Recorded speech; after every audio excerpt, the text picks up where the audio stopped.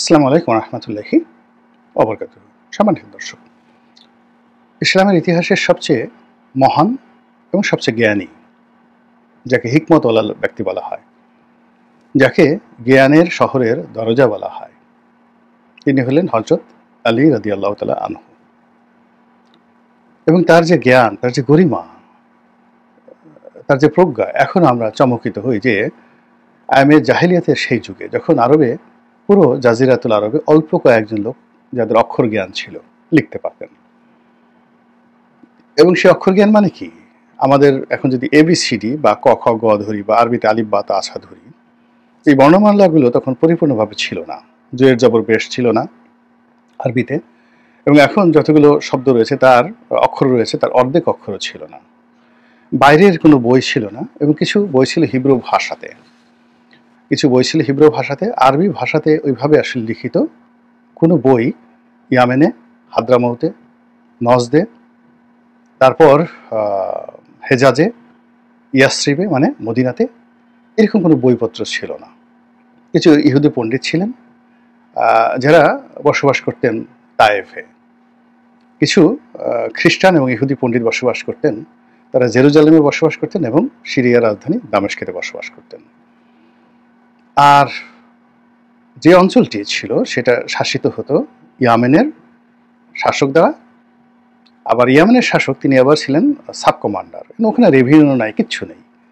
লোকজন ট্যাক্স দিবে কি, সৈন্যবাহিনী বহন করবে কি? হয়তো ওখানে রাজা বলতে এই ২০-২৫ জন বডিগার্ড নিয়ে একজন রাজা ছিলেন ইয়ামেনের। তিনি মূলত মক্কা মদিনার এই অঞ্চলের বাদশা ছিলেন, আর মক্কা মদিনা এই এলাকাটি মূলত স্থানীয় গোত্ররা চালাতেন। মদিনা তখন এমন একটা শহর যেখানে সাকুল্যে ইয়াসরিব তখন শহরও হয়নি, তখন গ্রাম। সেখানে ইহুদি অন্যান্য বিভিন্ন লোকজন মিলে ১,০০০-২,৩ লোক বসবাস করতেন।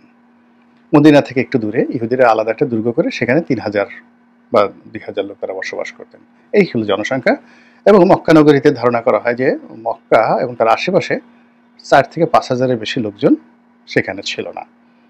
এবং যুদ্ধ করার জন্য তাদের সর্বোচ্চ ১,০০০ লোক ছিল, যেটা তারা উহুদের ময়দানে তারা প্রদর্শন করেছে। Not more than. ১,০০০ লোক তাদের যুদ্ধ করার ক্ষমতা ছিল, এবং এই ১,০০০ যোদ্ধাদের মধ্যে আবার তাদের বন্ধুদের কাছ থেকে অনেক যোদ্ধাদেরকে ভাড়া করে আনা হয়েছিল। ফলে মক্কাতে মূলত ৩ থেকে ৪০০ বা ৫০০-র বেশি নিয়মিত যোদ্ধা তাদের ছিল না। This is the reality.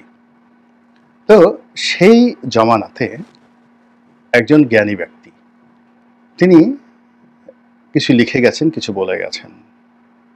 তার লেখা, তার নিজের লেখা নাহাজাল বালাগা, এবং তার বেশ কিছু চিঠিপত্র তিনি দিয়েছেন বিভিন্ন গভর্নরদেরকে, যা শুধু বর্তমান জমানাতে নয়, মনে হয় কিয়ামত পর্যন্ত এর চেয়ে সুন্দর আর মানে বাক্য থাকতে পারে না, সুন্দর উপদেশ থাকতে পারে না, এর চেয়ে সুন্দর আর কোনো কথা থাকতে পারে না। আবার তিনি কিছু উপদেশ দিয়েছেন, কিছু ভবিষ্যৎবাণী করেছেন। যেমন তিনি যেমন বলেছেন যে এমন একটা জমানা আসবে, যেটি নিয়ে আজকে আলোচনা করব, যখন হত্যাকারী জানবে না সে কেন হত্যা করছে, আর যিনি হত্যাকাণ্ডের শিকার হলেন তিনিও বুঝতে পারবেন না যে কেন তাকে হত্যা করা হচ্ছে। আপনি বোঝার চেষ্টা করেন। এখন এটা হত্যাকাণ্ড দিয়ে বোঝানো হচ্ছে, এখন এটাকে আপনি জুলুমে নেন, অত্যাচারে নেন, কর্মকাণ্ডে নেন, আনন্দতে নেন, ফুর্তিতে নেন, ভাব সম্প্রসারণ করেন। মানে যারা আনন্দ করছে তারা জানে না কেন আনন্দ করছে, আর যারা ওদের আনন্দের ফলে যারা কষ্ট পাচ্ছে তারাও জানে না যে কেন আমাদের উপরে এই আযাব গজব হচ্ছে। এই গেল একটা। উনি আরেকটি কথা বলেছেন যে একটা সমাজের যে পতন হয়েছে, সেই সমাজে রসাতলে গেছে, সেটা বুঝবেন কি করে? সেখানে দেখবেন যে ধনী যারা আছে তারা কৃপণ হয়ে গেছে, দান খয়রাত করে না, ভীষণ রকম কৃপণ, সুদ খায়, আর খালি গরিবের টাকা মারে, কিন্তু গরিবের কিছু দেয় না। এরকম ধনীদের মধ্যে একটা চরিত্র চলে আসছে, সমাজ রসাতলে গেছে।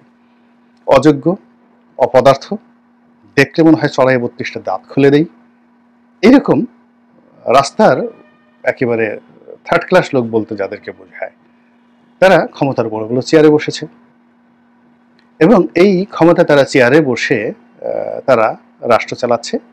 আর জ্ঞানী গুণীরা সব নির্বাসনে চলে গেছে, কারো মুখ আপনি দেখতে পাবেন না। তখন বুঝবেন যে রাষ্ট্রটি রসাতলে গেছে।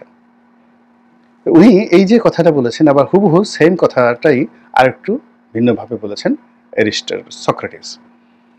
দুর্নীতিবাজদের উল্লাস নৃত্য। কিন্তু সক্রেটিস যে কথাটা বলেছেন কোনো অবস্থাতে সেই কথা আসলে হযরত আলী রাদিয়াল্লাহু তাআলা যেখানে আছেন ওখানে পৌঁছানোর কথা না ওই জমানাতে। তো সেই যে আলী রাদিয়াল্লাহু তাআলা আনহুর সেই যে বক্তব্য, সেই বক্তব্যের প্রেক্ষিতে এখন আমরা কি দেখতে পাচ্ছি, কি হচ্ছে এবং কোনটার হিসাব আপনি মিলাতে পারছেন। আজকে যা ভাবছেন বিকেলে সেটা থাকছে না, বিকেলে যেটা দেখছেন রাতে সেটা পরিবর্তন হয়ে যাচ্ছে, রাতে যেটা ঘুমাতে যাওয়ার আগে চিন্তা ভাবনা করলেন সকালে ঘুম থেকে জেগে দেখলেন সব কিছু ওলটপালট হয়ে গেছে।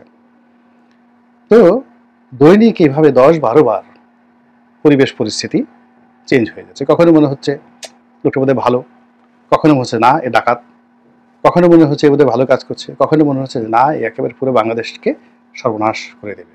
এইরকম একটা মুনাফিকি, এরকম একটা তালবাহানা, এরকম একটা টানা হেঁচড়া, এরকম একটা চক্রান্ত, এরকম একটা নাটক, সিনেমা পুরো বাংলাদেশের টেকনাফ থেকে তেঁতুলিয়া পর্যন্ত মানুষকে অস্থির করে তুলেছে। তো এই অস্থিরতার মধ্যে যে সমস্যাটা দেখা দিয়েছে, যে সমস্যাটা কিয়ামতের আগে দেখা দেবে। কিয়ামতের আগে আল্লাহ রাব্বুল আলামিন দুটো শক্তি এই পৃথিবী থেকে মহাকাশ থেকে নিয়ে নেবেন। একটা হলো মধ্যাকর্ষণ শক্তি আর একটা হলো মহাকর্ষণ শক্তি। এই দুটো শক্তির যে ভারসাম্য এই কারণে গ্রহ নক্ষত্র নিজ অক্ষের উপর থাকে, প্রচণ্ড ঘোরাঘুরি করে এবং একে অপরের সাথে সংঘর্ষ করে না। এই দুটো শক্তির কারণে প্রতিটি বস্তুর নির্দিষ্ট ওজন আছে, আকার আছে, আয়তন আছে এবং সেই অনুযায়ী তারা এই পৃথিবীতে বা মহাকাশে তারা তাদের নিজেদের অস্তিত্ব বজায় রাখে। কিন্তু ধরুন আল্লাহ যদি এই দুটো শক্তি উঠিয়ে নেন তাহলে হিমালয় পাহাড় আর একটা পিঁপড়া এই দুটোর ওজন সেম হয়ে যাবে, দুটোই তুলোর মতো উঠতে থাকবে। আকাশে চন্দ্র এবং সূর্য তার মধ্যে কোনো রকম পার্থক্য থাকবে না, একে অপরের সাথে সংঘর্ষ করবে। বাতাসে প্রচণ্ড বাতাসে তুলার মতো চন্দ্র সূর্য গ্রহ নক্ষত্র পাহাড় পর্বত ভূমি সবকিছু উঠতে থাকবে এবং এটাই আমাদেরকে কিয়ামতের ময়দানে নিয়ে যাবে।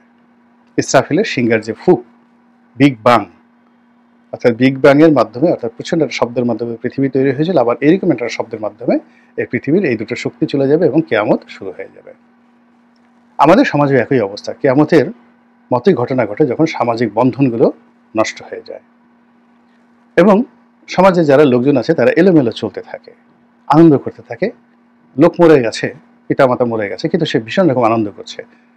আবার দেখা গেল যে বিরাট একটা সুসংবাদ, স্বর্ণের খনি পাওয়া গেছে, কিন্তু মানুষ বুঝতে পারছে না, সে কান্নাকাটি করছে, ভীষণ রকম কান্নাকাটি করছে।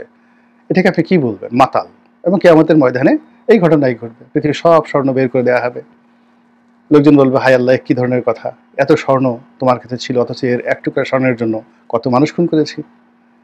পিতার কাছে যাবে, পিতা বলবে আমি তোরে চিনি না। স্ত্রীর কাছে যাবে, স্ত্রী বলবে আমি তোরে চিনি না। তখন লোকজন আফসোস করে বলবে হায় আল্লাহ এর রূপে মুগ্ধ হয়ে আমি কত অন্যায় করেছি, গুনাহ করেছি।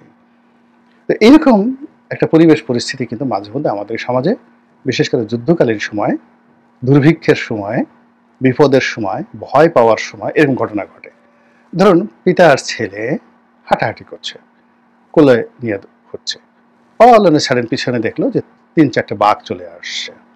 খুব অল্প লোক মাথা ঠিক রাখতে পারবে। ছেলে যদি কিশোর হয় সে পিতার হাত ছেড়ে দিয়ে দৌড় দেবে। পিতা যদি খুব বেশি মানে এক্সট্রাঅর্ডিনারি পিতা না হয় সেও পুত্রকে ছেড়ে একটা দৌড় দিবে। এই হলো স্বাভাবিক অবস্থা। তো সেই দিক থেকে এখন বাংলাদেশে আসলে কি ঘটছে আমি আমার মাথায় ঢুকছে না। এটা কি কিয়ামত, কিয়ামতের পূর্ব লক্ষণ? যারা আনন্দ করছে তারা কেন করছে তাও বুঝছি না, যারা ভয় পাচ্ছে তারা কেন ভয় পাচ্ছে তাও বুঝছি না। আওয়ামী লীগকে নিষিদ্ধ করা হয়েছে, ভালো কথা। জামাতের নেতৃত্বে এই ঘটনা হচ্ছে, জামাত তো এখনো নিষিদ্ধ। তো জামাত যেখানে নিষিদ্ধ এবং এখন পর্যন্ত তারা তাদের নিবন্ধন ফিরে পায়নি, তাদের প্রতীক দাঁড়িপাল্লা ফিরে পায়নি এবং রাজনৈতিক দল হিসেবে সরকারি যে স্বীকৃতি সেই স্বীকৃতিটি তারা এখন ফিরে পায়নি। তাদের মামলা মোকদ্দমাগুলো এখন পর্যন্ত, সব মামলা মোকদ্দমা এখন পর্যন্ত উঠানো হয়নি, অথচ তারা আনন্দ করছে, ভীষণ রকম আনন্দ করছে। তারা আওয়ামী লীগ নিষিদ্ধ করার জন্য এগিয়ে আসছে এবং তারা সর্বশক্তি নিয়োগ করেছে, অথচ তাদের নিজেরাই কিন্তু তারা এই অবস্থার মধ্যে পড়ে গেছে। কেন এই কাজগুলো করা হচ্ছে? জামাত এই মুহূর্তে কেন খুশি আমি এটা বুঝতে পারছি না। দ্বিতীয়ত আওয়ামী লীগ নিষিদ্ধ হওয়ার ফলে সবচেয়ে বেশি খুশি হওয়ার কথা বিএনপির, কিন্তু বিএনপি খুশি হচ্ছে না। বিএনপি কেন খুশি হচ্ছে না এটা অনেকে বুঝতে পারছে না।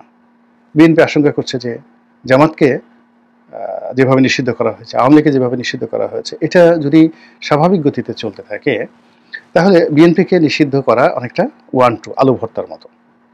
তো সেই নিষিদ্ধ যখন হয়ে যাবে তখন আর বিএনপির প্রতিবাদ করার ক্ষমতা থাকবে না, বিএনপির জন্য কান্না করার কেউ থাকবে না। এর কারণ হলো আওয়ামী লীগ যখন নিষিদ্ধ হয়ে গেছে, বিএনপি নিষিদ্ধ, মানে জামাত নিষিদ্ধ হয়ে গেছে, জাতীয় পার্টি যদি নিষিদ্ধ হয় একইভাবে, ফলে পুরো রাজনৈতিক অঙ্গনে একেবারে একটা মানুষ থাকবে না। কিয়ামতের ময়দানে যেভাবে সব নিঃস্ব হয়ে যাবে, কিচ্ছু থাকবে না।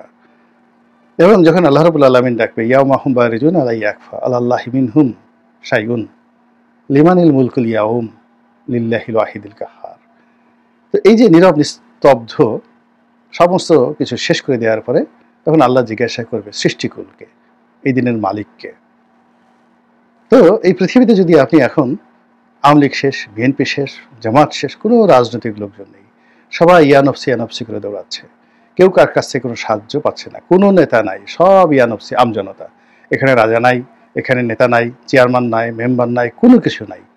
আর তখন যদি কেউ ডাক দিয়ে বলে তুমি কে, আমি কে, সবাই বলো আমি কে, তখন কি ধরনের আওয়াজ উঠবে সেই শূন্যতার মধ্যে? আমরা কি সেদিকে এগুচ্ছি? আমরা কি একটি বিরাজনীতিকরণের যে মহাছক, সেই ছকের মধ্যে সবাই পড়ে গেছি?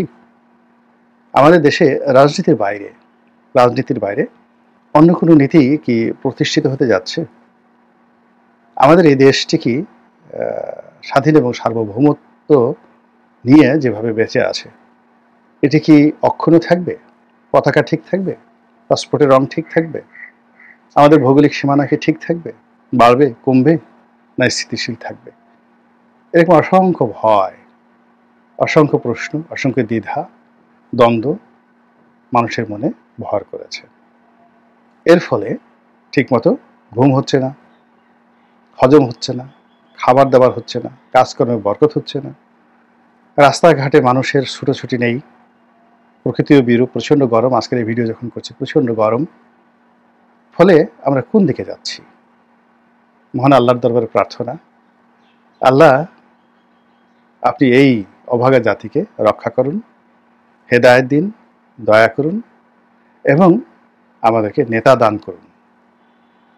উমর ইবনুল খাত্তাবের মতো নেতা দান করুন, খালিদ বিন ওয়ালিদের মতো নেতা দান করুন, আমাদেরকে সালাউদ্দিন আইয়ুবীর মতো নেতা দান করুন, আমাদেরকে শাসক দান করুন সুলাইমানের মতো, বাদশাহ সুলাইমানের মতো শাসক দান করুন, সুলতান সুলেমানের মতো বাদশাহ দান করুন, খলিফা হারুনুর রশিদের মতো, উমর ইবনুল হাফসুনের মতন মরক্কোর শাসক। বাদশাহ দান করুন তৃতীয় আব্দুর রহমানের মতো। বাদশাহ দান করুন গিয়াসউদ্দিন আজম শাহ, ওনার মতো, আলাউদ্দিন হোসেন শাহের মতো, আর আওরঙ্গজেবের মতো। এরকম বাদশাহ আমাদের দান করুন। আসসালামু আলাইকুম রহমতুল্লাহি ওয়া বারাকাতুহু।